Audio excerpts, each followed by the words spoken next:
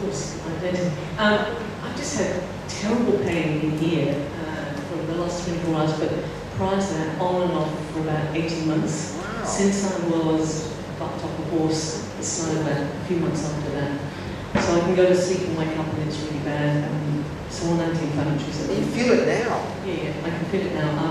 I haven't really got limited movement, but it's sore. Just can we pray for you? Yeah. I'm really over Let's it. practice Perfect, Virginia, Lord Jesus. You had a horse injury, a miracle right now for Virginia. Give it damage in the name of Jesus. Raise it up now. How's that go? It's better? The pain gone down? Yep. It's Come on, Lord,